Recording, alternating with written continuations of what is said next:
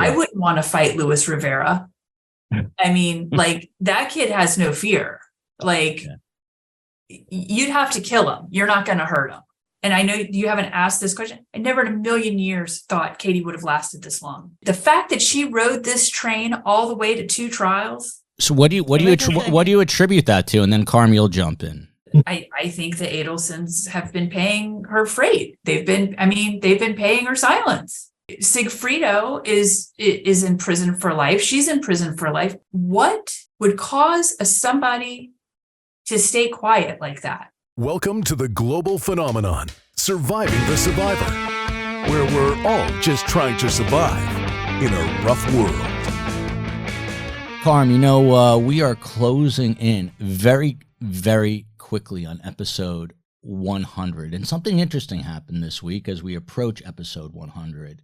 We are also covering the tragic story out of Idaho, Moscow, not Moscow, but Moscow, Idaho, where the 4 young college students were brutally murdered. And since you were unavailable, I went on to do a couple of episodes on my own. And I'm not saying that this is a telltale sign of anything, but the 2 episodes I did this week solo happened to be performing the best of all time.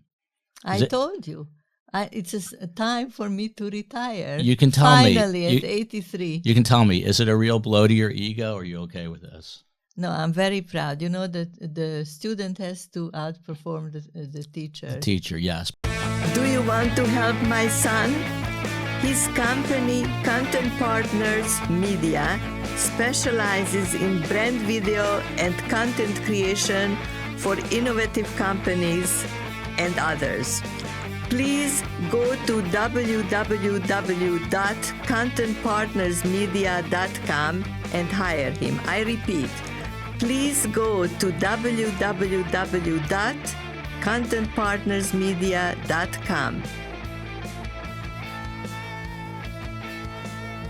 I do have a cardboard cutout of you, and the audience is requesting that you come back in person, so I know they will be thrilled to see you in 3 dimensions here. And they'll be even more thrilled to see the 2 guests we have today to continue to cover the Dan Markel murder case. We'll say hi to Tim and Monica. How are you both doing? And then I'll tell everyone who you are. Tim, how's everything? Everything's great, thanks. Monica, how are you? I'm wonderful, thank you. I love your office, Monica. All right, so let me tell the audience about Tim and Monica. Timothy Jansen has handled complex civil, administrative, and criminal litigation, first as chief trial counsel for the Secretary of State of Florida in Tallahassee, handling both complex civil and criminal matters. He's worked as a senior fraud prosecutor for the United States Attorney in Tampa, handling exclusively complex white-collar crimes, including health care fraud litigation. He was also the chairman of the Health Care Fraud Taskforce and a member of the Attorney General's Health Care Fraud Taskforce in Washington, D.C. In a couple words, he's a big deal as an attorney, and an especially big deal as an attorney in Tallahassee. And then, arguably an even bigger deal, Monica Jordan, who sits in that beautiful office. It looks like mid-century to me. I love it. She is the president of Jordan Research and Consulting, one of the nation's, not one of Florida's, you heard me correctly, one of the nation's most sought-after private investigators. Her firm happens to be based in Tallahassee, where she concentrates primarily on criminal defense and civil cases in federal and state trial and appellate courts throughout the United States. She's handled more than 50 death penalty cases. And she also worked with another person that I know this audience has all heard of, named Luis Rivera, on the trial team on the plea resolution. Before we get to that, which we're going to in one split second, I just have to say, Carm is looking to retire. You heard her say it herself. She's 83 years old, a Holocaust survivor. Her husband is in a nursing home. I'm not trying to guilt you, but Jews are excellent at guilt. And we'd really appreciate if you would support us on Patreon. You can find us on Patreon at Surviving the Survivor, where we're going to provide ad-free content and BTS. Do you know what BTS is, Carm? It's a lingo, an acronym the kids use.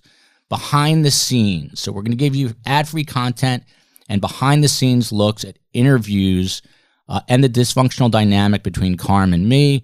We're also, listen to this, going to provide monthly access to Carmela, 3-dimensional Carmela on Zoom, to answer questions that you want to ask her about anything. It can be about the Holocaust. It can be about Dan Markel. It can be about her shawl of the week. It could be about issues you're having.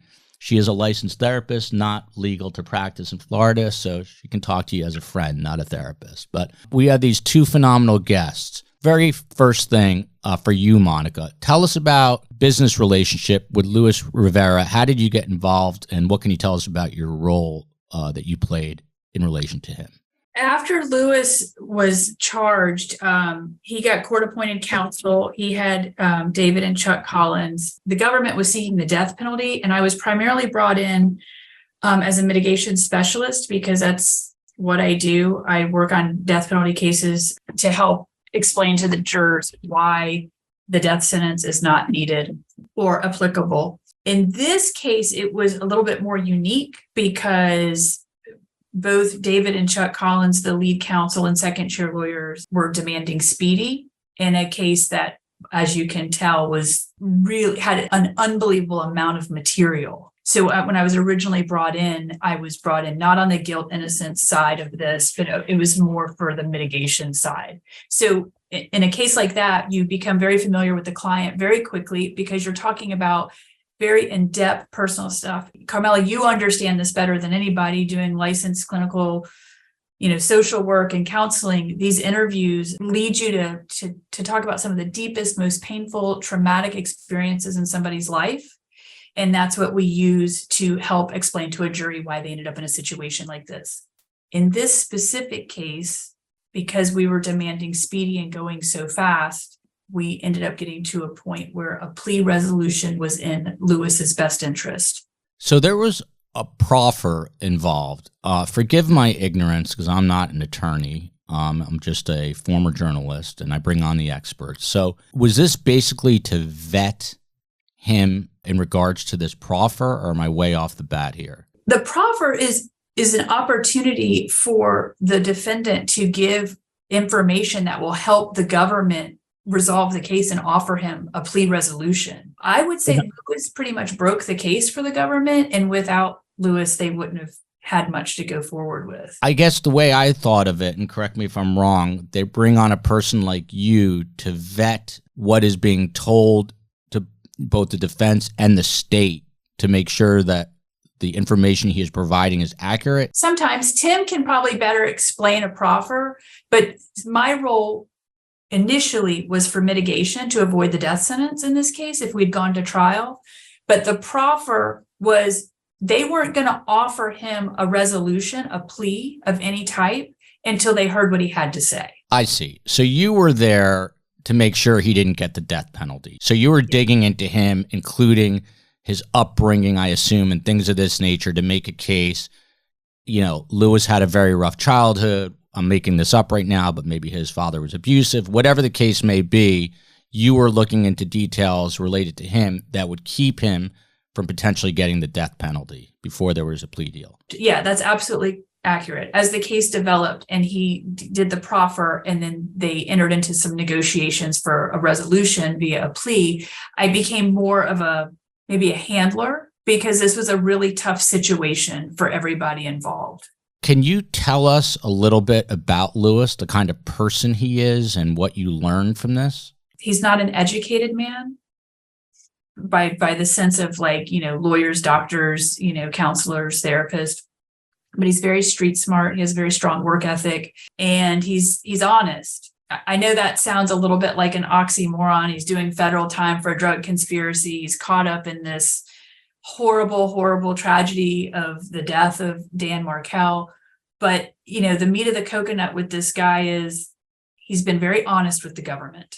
We often go back and go, well, we told you he was telling the truth. I found him to be honest in the fact that sometimes clients, and Tim can speak to this more than me, but most times clients are not always very forthcoming. They want to shade the truth. They want to water down their involvement. They want to embellish other people's involvement. I never had that experience in this case. Carm, you must be interested in this. And then Tim, we're going to get to you as well, but let me throw this out and then Carm, you can hop on it. But how, because we're covering the Idaho case and we're speaking to FBI profilers who are trying to figure out who could have committed this murder in Idaho.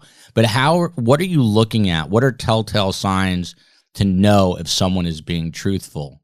You verify the information. I mean, if he says he's in Miami on this day, and I've got 3 witnesses that see him in Miami, I've got his phone records. The feds were tapping him at some point, so we know we had all of their documentation. You kind of triangulate the information and you just verify.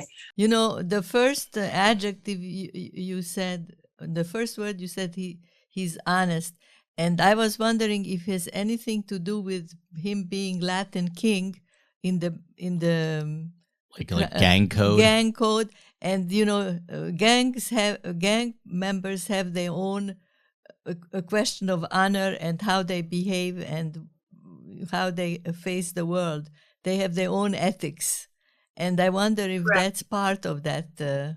It could be. Additionally, though, he recognized that I was there to save his life, and he was in a real pickle. Lying to me was not going to further his agenda to save himself. But I do agree with you that I've had several Latin kings as clients. I have found them they're honest to a point, but they're not, it's not a confessional. I'm not their priest. And so I'm not as interested sometimes in putting them in a position where they feel like they have to lie to me. You can look at Monica and tell she takes absolutely no crap. No, she takes, Carm, you look like she takes no prisoners. And Carm, you look like a sweet woman, but you take no crap either. Now I'm getting nervous because Tim is this sort of I don't know how else to say it, but he's a very big deal, and I'm making the man wait. So Tim, right off to you here. The thing everyone wants to know about is this Katie Magbanua proffer. Now, according to court documents, she was supposed to meet with prosecutors between the dates of November 28th and November 30th. And as I look at my cell phone, it is December 7th. No one, to the best of my knowledge, and I've spoken with sources very close to the case, no one has said anything, not a peep about this proffer. Does this surprise you at this point? Not really. The state's going to keep it quiet. They're going to try to vet. The only usefulness she'll have is if she can have documentation to prove what she's saying. She's gone to trial twice, and she's at least committed perjury at least twice by saying she had no involvement. And if you want to put her on the stand to say, now I'm involved and he did it also, you have some impeachment and a lot of fodder for a defense lawyer. So if they can't verify with independent evidence or something, she will have very limited use in the trial. That actually links up exactly with a very erudite guest we have, John Singer, who's a white-collar attorney out of Manhattan. He came on and said, look, essentially, and I'm paraphrasing here, he came on the show and said, we don't really need, meaning the state, they don't really need Katie Magbanua's proffer either for Donna or Charlie. He believes that there's a preponderance of evidence against both. So it's really just for Wendy. And he said, to be perfectly frank, he doesn't know if it's going to measure up what she delivers. Do you agree with that assessment somewhat? I agree with that. I watched Georgia's closing argument on Magbanua's trial, and she even said, yeah, she may think she's going to get a deal after she's convicted. Let's see how that works. So Georgia was already saying to her, we offered you stuff. You're rolling the dice and making us put our cards to the table. Don't count on us being there for you after you lose. And so I know Georgia for a long time. Unless she can provide something major that they don't have, they're probably not going to give her a deal, because you have someone that has gone to a jury twice, was convicted the second time, and received a life sentence. How do you describe Georgia as a prosecutor? Georgia's a very experienced, calm, very calculating, never shows any demeanor. She's talented, and she's very organized. Sounds like the exact opposite of me, but exactly like the woman on the top there, Monica. For some reason, Monica's making me nervous. She's got like you today. There's like there's like a James Bond. Tim will tell you, I'm very reactionary. I'm the opposite. I'm kind of like a spaz. Georgia you're not going to make her sweat. No. And she is cool as a cucumber. You know, this whole thing with Katie's potential proffer and getting a deal, Listen, Georgia's not going to rush to make a decision to try and get Wendy or Charlie or Donna or the dad.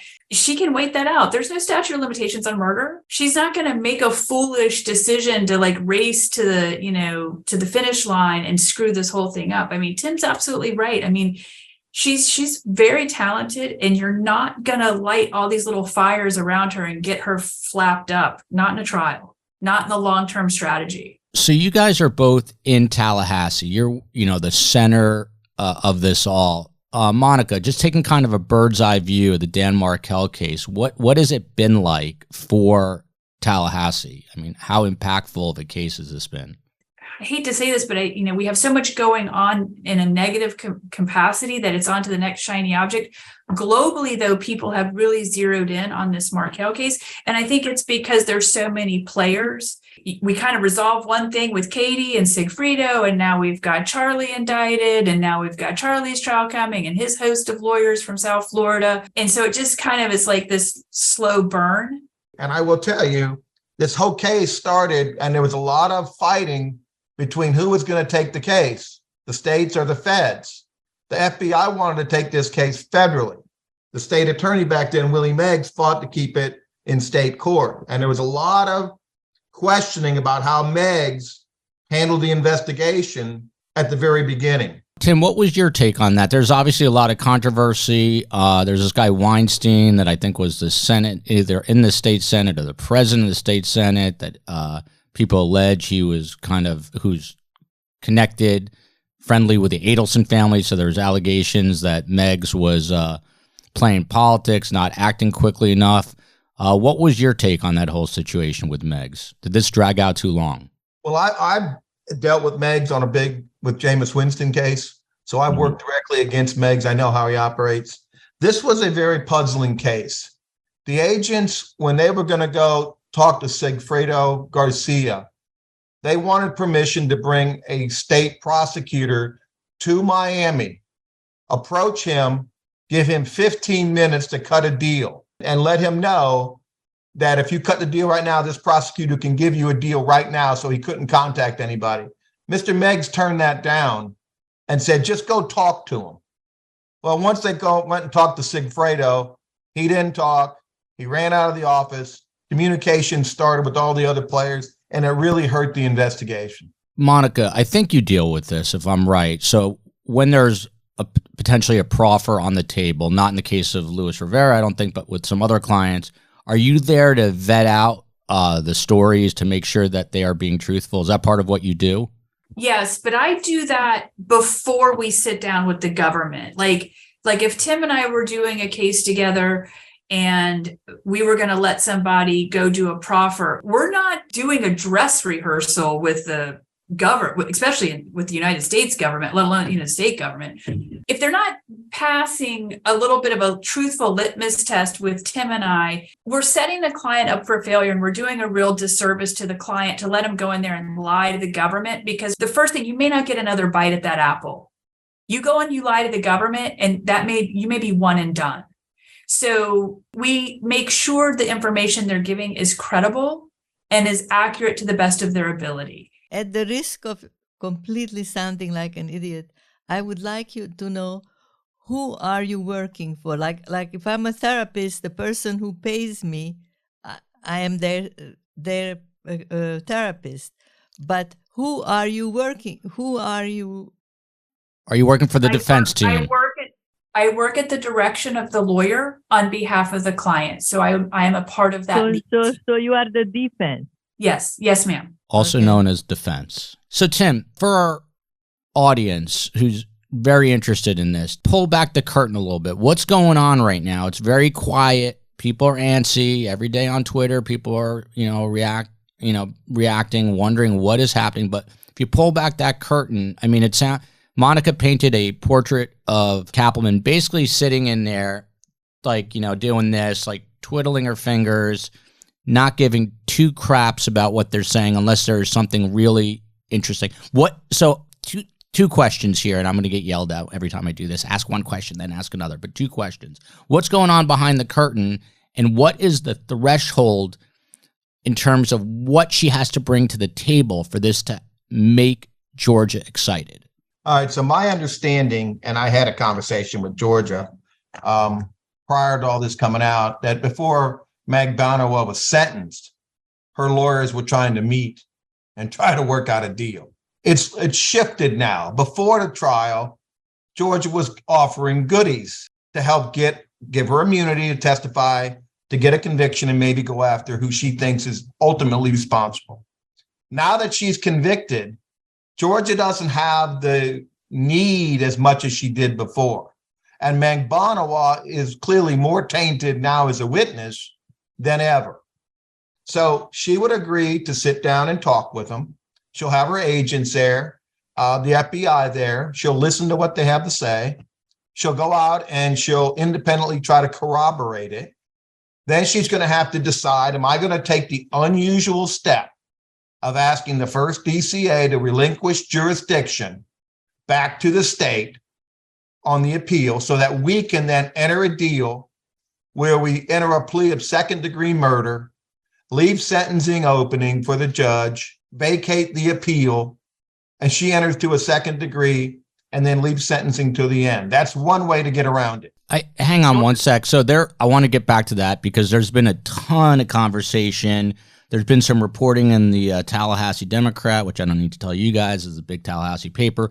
So sort of retrace that for a moment, because there are legal processes required to basically change a conviction. So assuming that Georgia, and this is a big assumption, assuming Georgia likes what she hears, just explain that again. What would the steps have to be in order to re-sentence her, in essence?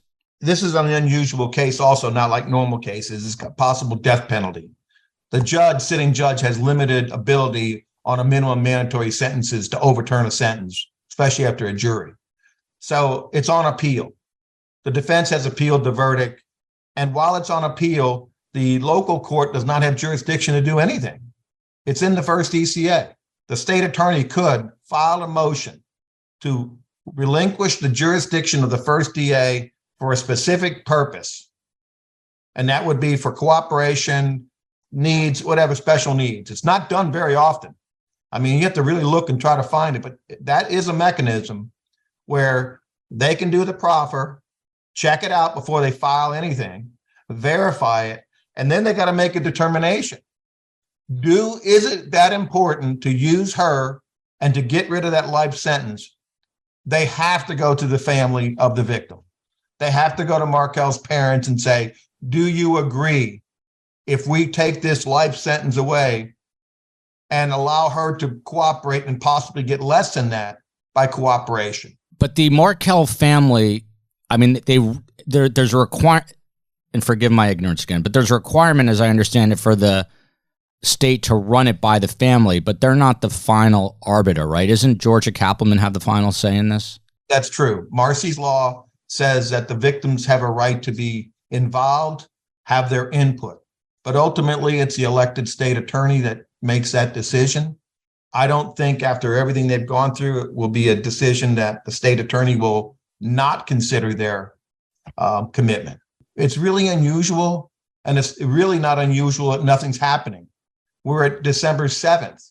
The proffer was done the 28th through the 30th. That's only a week, and they got plenty of time to make that decision. Some people are, again, these are a lot of armchair quarterbacks, as they say, but you know, and I check out Twitter regularly and other publications, and nothing's really been done in the Tallahassee Democrat lately or other papers, as far as I can tell. But some people are, you know, conjecturing or projecting that maybe they're keeping her, and as far as I know, prison records are still showing her in Tallahassee. So some people are, I guess, hoping that she's being held there so they can convene a grand jury. Is that reading too much into it, Tim? They could do that. It's a public record who's in the county jail, and we could probably tell you right now if Magbanua is there or somewhere else. That would be awful quickly. And I don't know if they would have been able to vet her information that she gave or documents she gave, but you know, the lawyers might have been giving them information before they sat down and did the proffer, and the agents can be could have been vetting that already. So, but they just wanted to hear it from her. I had a case here recently, Brian Winchester, where my guy did a proffer. And as part of that proffer, my guy got full immunity, even though he was ultimately and testified under oath that he committed the murder. But the family, the prosecutor went to that victim's family, and that mother approved. She wanted to find out who was responsible, even if it meant my client not getting charged. Wow. So he committed the murder and got off. Is that what you're saying? He did. That's a good attorney. And I guess not a great person who committed the murder. Monica, on to you. So just judging on outcomes alone, it seems that Luis Rivera is hands down probably the smartest of the named conspirators so far. He cut this deal at the outset, even though based on his gang status, which we talked about as a Latin king, he had really the most to lose by doing so because it's snitching, right? He still does. And people don't understand this globally. They look at Luis as a snitch and this and that. And, he did the right thing. He came forward. He busted this case wide open. He brought some closure to the Markel family. But more importantly, this woman said, we all live in fear because if the Adelsons were able to hire these two idiots, meaning Rivera and Sigfrido, who's to say they can't hire two more idiots to kill them in prison, kill us outside? That's a great point. Do we know, is he in protective custody in federal prison? I do not believe he's in confinement in federal prison. And when he goes to state prison, I mean, he basically snitched, right? I wouldn't want to fight Luis Rivera. I mean, that kid has no fear. You'd have to kill him. You're not going to hurt him. But, when we talk about this case globally, and I know you haven't asked this question, I never in a million years thought Katie would have lasted this long. The second she got arrested, I thought this thing would be put to bed in 2 weeks. I thought if she made it 2 weeks, that would have been the fact that she rode this train all the way to 2 trials. So what do you attribute that to? And then Carm, you'll jump in. I think the Adelsons have been paying her freight. They've been paying her silence. She has 2 small children. Sigfrido is in prison for life. She's in prison for life. What would cause somebody to stay quiet like that? Carmela. Well, wait a minute. The previous argument. Carm's riled up that now. Rivera was is in mortal danger, as his girlfriend mentioned.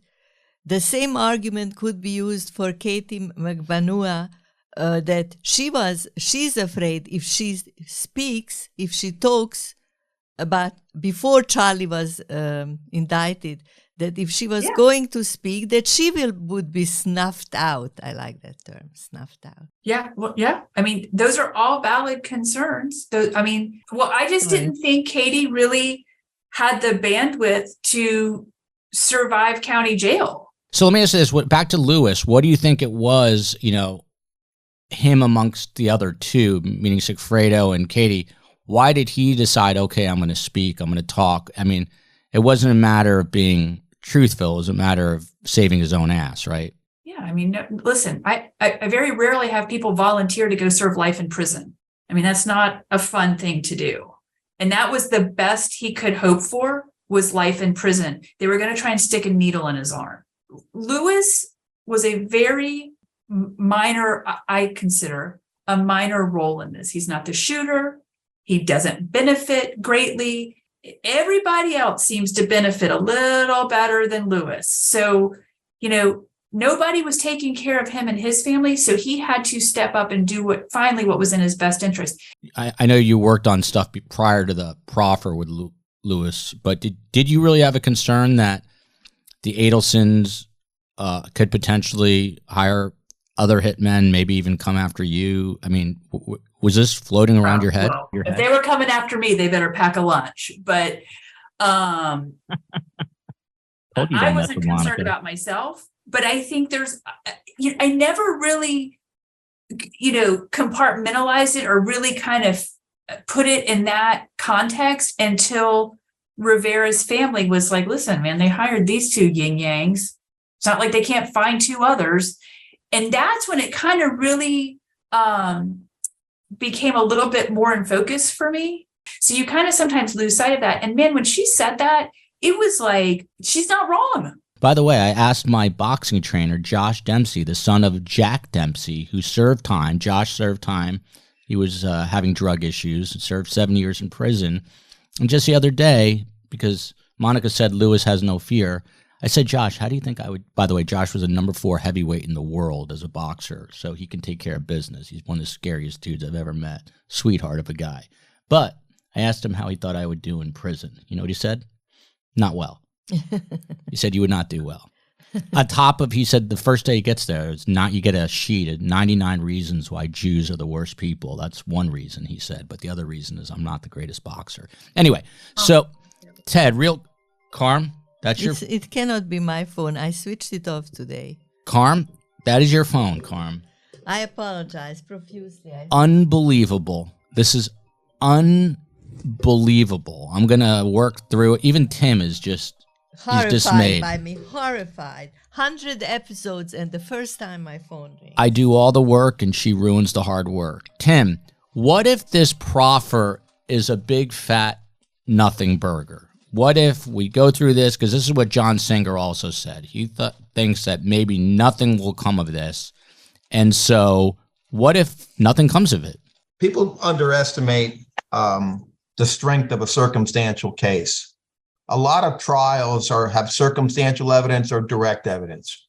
Most of the cases that were overturned on appeal were eyewitness testimony that was deemed fraudulent or flawed. Circumstantial evidence cases can be very strong. And in this case, you have a strong circumstantial evidence case against Adelson, the La Dolce Vita, his girlfriend saying how he stapled money together, how they tied these people when the murder communications all started. They don't really need Magbanua. I don't think they need Magbanua for Charlie Adelson. I'm thinking they're hoping for Magbanua for going up the line to maybe Mrs. Adelson. They got enough because they indicted them and they got enough they feel comfortable going forward. My question has been the whole time, if Magbanua was offered full immunity from the beginning, why didn't she take full immunity?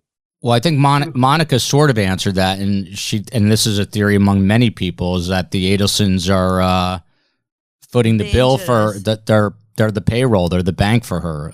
You don't think that that's one of the reasons, just the money issue? If I have a client that's offered immunity versus a life sentence and death sentence, I'm going to be hard pressed to not convince my client that that's the best thing for you, unless there's an overriding thing. Safety of your family. And I've had that multiple times with the cartel. I have a bigger question. I mean, like, I walk away from some of these cases sometimes with more questions than answers. And this is one I just could never wrap my head around. And man, I wrap my head around crazy stuff all the time. How do you get your baby daddy to commit a murder for your new boyfriend's sister? Listen, man, she must have some kind of something magical that I just don't know what that is. Well, but I mean, it looks psychopathic a little bit. Well, what's crazy is that if you go back and you listen to the early interrogations with Wendy Adelson, that's what Jeffrey Lacoste says, is that Wendy had this spell over him, right? So maybe Katie had a similar spell with you don't think so? No. So what do you think it was? All about the money farm? I see her as hardened by life and pulling strings, nice little income, new breasts. They were good motivations and good reasons. 2 good reasons, Carm. Monica, anything that you found that you're able to share that law enforcement missed in this case or no? Because you'll get yelled at. No, I'll tell you, they had a bunch of cuckoo birds that would always like give information. And so like we were always getting fed different tips and different information. And you have to understand, they were dumping discovery on us like every day, just terabytes of it, just all of this information. And so, like, oh, we saw 2 people fall in the drainage canal behind the apartment complex scoping. That was just bullshit. That just wasn't true.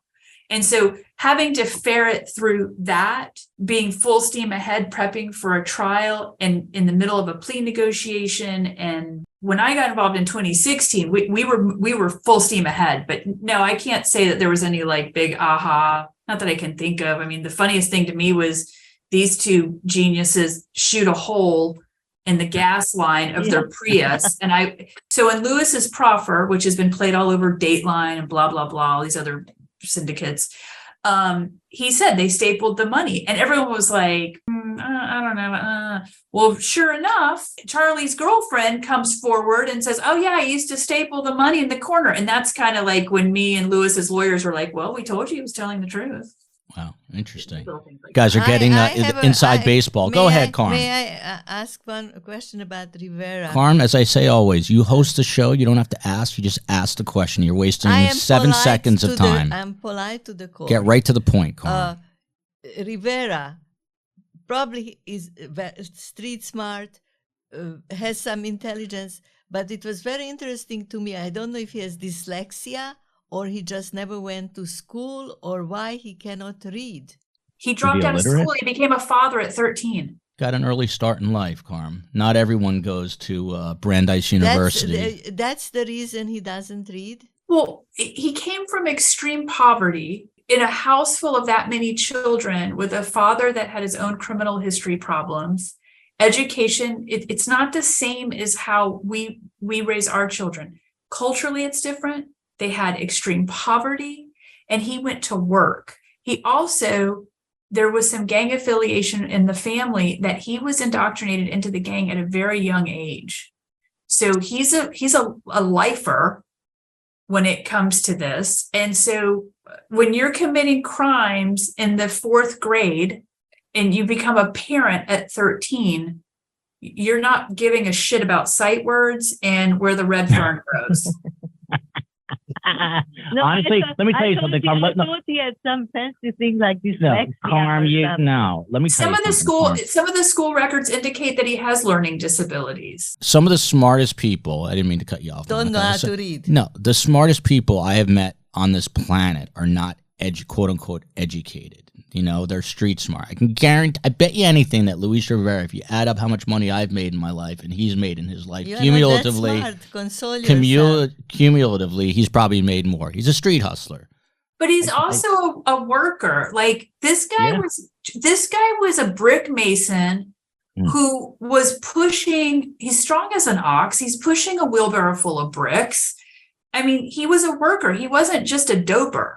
I'm always like, weirdly fascinated with people like that. Just like my boxing coach, a very, very wise guy. I mean, negative thoughts, negative reality, positive thoughts, positive reality. This is what fighters, is people in the street speak like that, and it makes a lot of sense. But enough about me and my boxing coach. Yeah.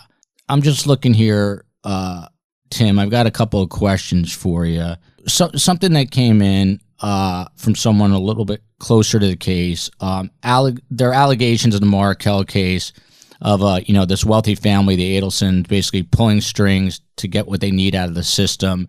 Has it influenced, or how has it influenced the outcomes in this case so far, do you think? The Adelsons, the whole thing I find puzzling is that they hire these lawyers all from South Florida to come to Tallahassee. They don't know Tallahassee. They don't know the jury makeup. They don't know anybody in the court system. I know Charlie's lawyer is now complaining because they can't get access to the jail. They won't let them bring videos. They can only talk to them 2 hours a day over the phone. They have phone problems. They always say all politics is local. All juries are local. You should learn the whole local network of the people who are in the venire. Learn what's going on in the community, how this is affecting the community. That last trial, they made Lewis look sympathetic. They were cross-examining him to the point, and because he couldn't read or couldn't remember, and he kept saying, I can't remember. And they say, well, you said that. They made him look sympathetic, and he just pled to murder, and he was a gang affiliated. And I don't think that's, my friend was on the jury. It did not sell well, the way they attacked Luis Rivera. Luis Rivera was who he was. He was like the minor participant, came up here, made the least money, and he's the one that flipped and told him exactly what happened. You got to know your audience, Carm. See, the Adelsons are hiring these big, Miami defense attorneys, and I would have hired Tim Jansen and Monica. Go ahead, Monica. Tim's absolutely right. They think we're a bunch of idiots up here in this smaller community. Although we're the capital, we're not Miami. And when you bring in these people from South Florida, these lawyers, and they're all, great lawyers, and they all have a role, they underestimate our state attorney's office here. Georgia is very seasoned. She's had some really big cases. And I'm really sorry that the Miami lawyers are having a hard time getting documents into the Leon County Jail to meet with their client. Welcome to the NFL. He's in custody. He's charged with capital murder. He's in jail. They're short-staffed. They can't accommodate just him because they can't get the documents to him. Why are you poking her? She's moving my microphone. They need to make a show about us off camera. I'm quitting in the middle. Today he's impossible. They need to make a show about I just tried Not to. even touching. First her phone rings, and then she's moving the microphone. He's very high-strung today. He's full of... he's like a racehorse. Monica, I do all the work, and Carm gets all the praise. So it starts to my wear. God. It starts to wear on a man after a while. If I can, I would love to indulge both of you for a few minutes. We get a lot of viewer questions. They are the backbone of this whole show. So without further ado, we'll just do kind of rapid fire. Get through as many as we can in the next few minutes. Okay. This one comes from Harrison. Thank you, Joel and Carm, for your continued coverage and for poking each other. No, he didn't write that. He says, I think the proffer might be sealed to use against the potential future indictments. They likely don't need Katie for getting Charlie Adelson. By getting Magbanua's proffer now, it gives Georgia a plan of strategy moving forward to go after the rest. Tim, you're the attorney. Your take on that? I agree with that. And they don't really need to seal the proffer. They don't even need to turn over the proffer until they decide that they're going to use Katie as a witness. Then they would have to turn over her prior statement to the defense. So they can keep that in their wallet. And if you see them filing something with the first DCA, a motion to relinquish jurisdiction, then you know Katie's going to be a witness in this case. Let me ask you both just flat out, because I've asked the other attorneys, who else gets indicted from the Adelson family, in what order?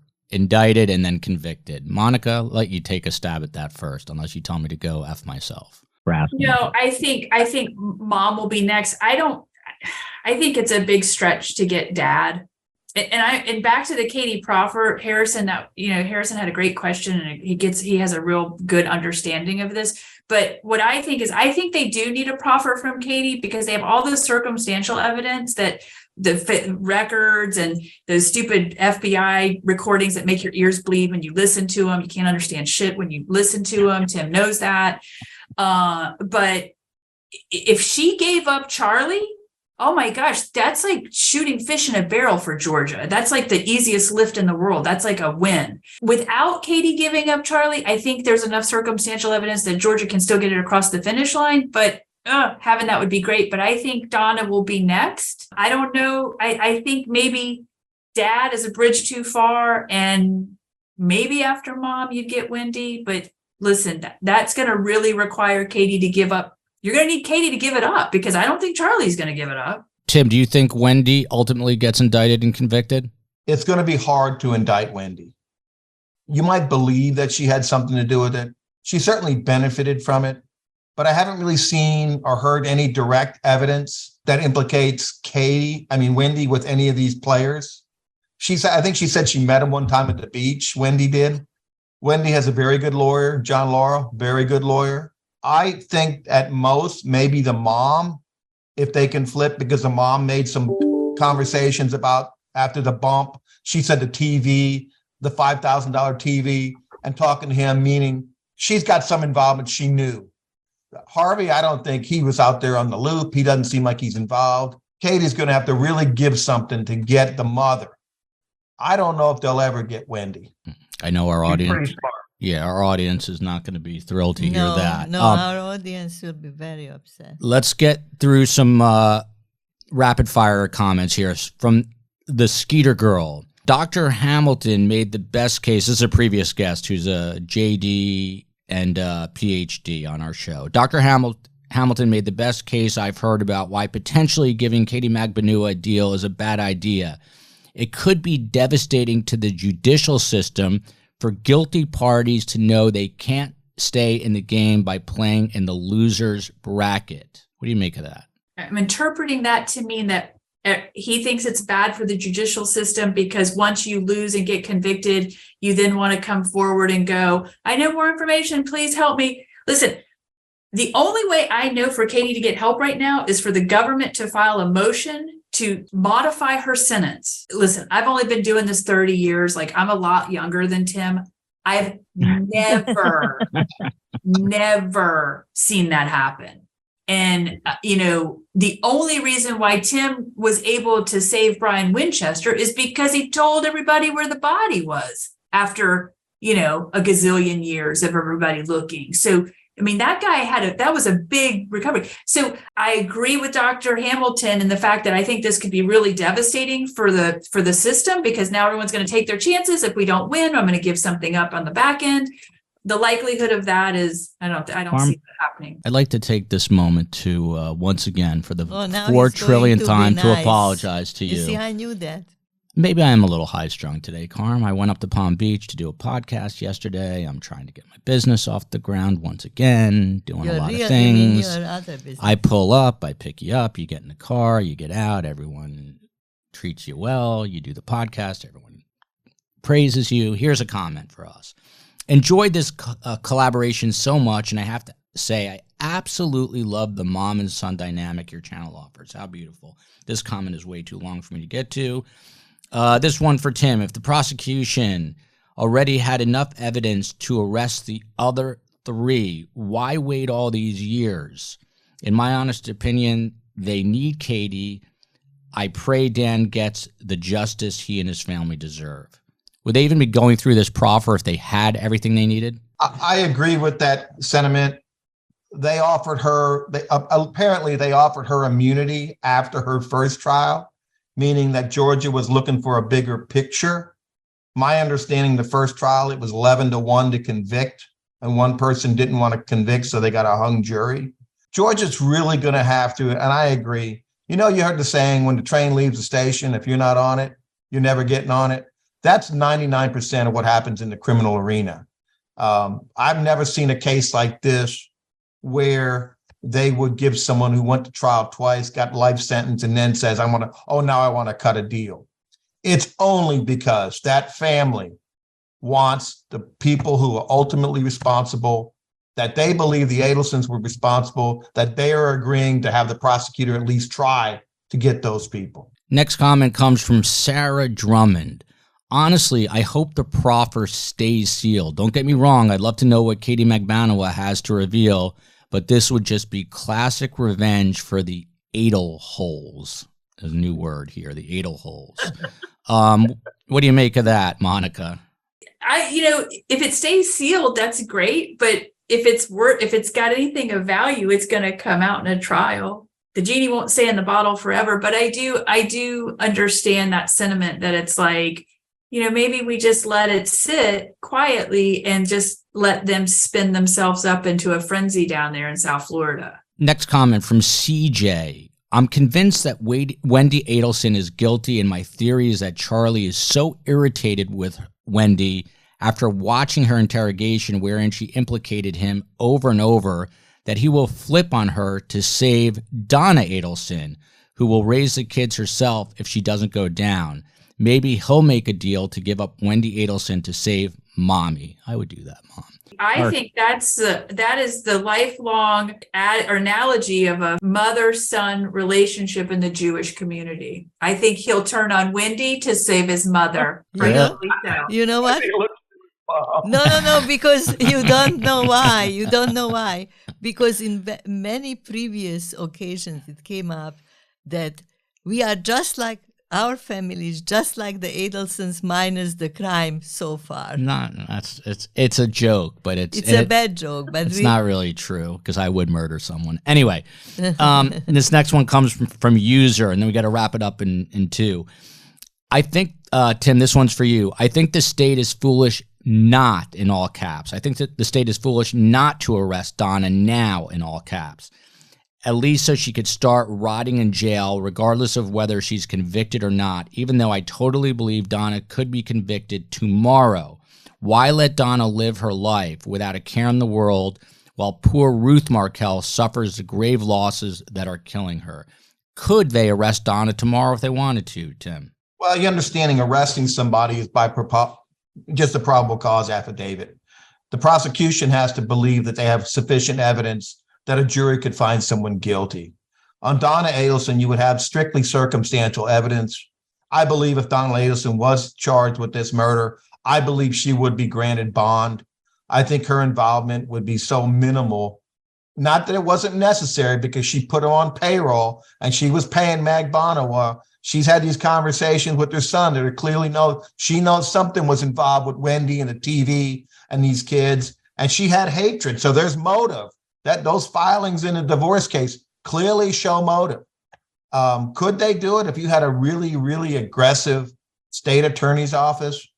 Maybe they're trying to make that decision, but they wanted to at least talk to Magbanua to see if they can help them before they had to make that decision. And a final comment for you guys both to weigh in on here, and this is in no particular order.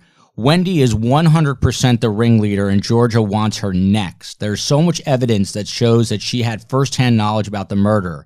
How else did the killers know to rent a similar car to her boyfriend, or to come to Tallahassee around the same time that her boyfriend would be going out of town? Unless Charlie or Donna were sleeping with her boyfriend, I do not know how they would have that info. We've got a lot of cyber sleuths.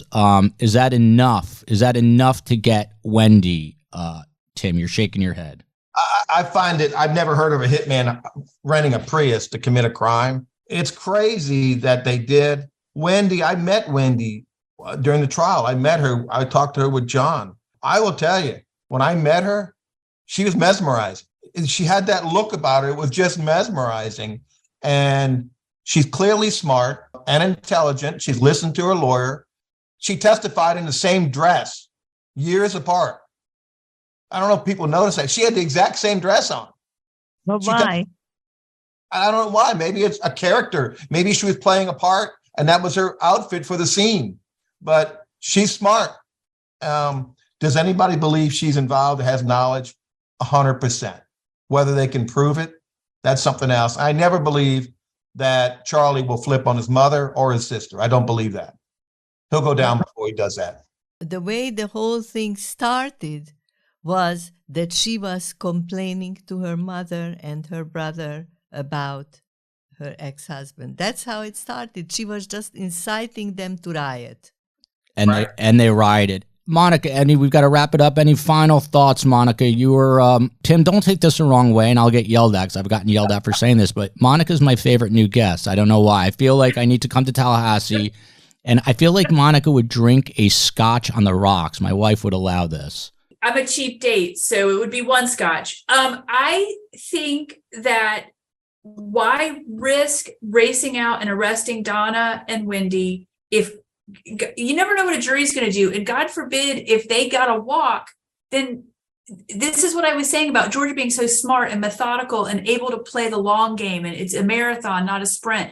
Wait and get it right. So if you arrest them, you have a stronger chance of a conviction than just running out there and arresting everybody willy-nilly, and then it goes to shit. I mean, it falls apart. That's a risk that I don't think any prosecutor wants to take. And since there's no statute of limitations, they can ride this train for 15 years and then go lasso Donna. She's not living in peace. I can tell you this. Wendy and Donna are not living in peace. There is probably not a day that goes by that this is not affecting them in some way. Charlie's in jail. Their whole life is in the hands of this big boobed girl that Charlie was screwing. And that's a terrible existence. Who wants to live like that?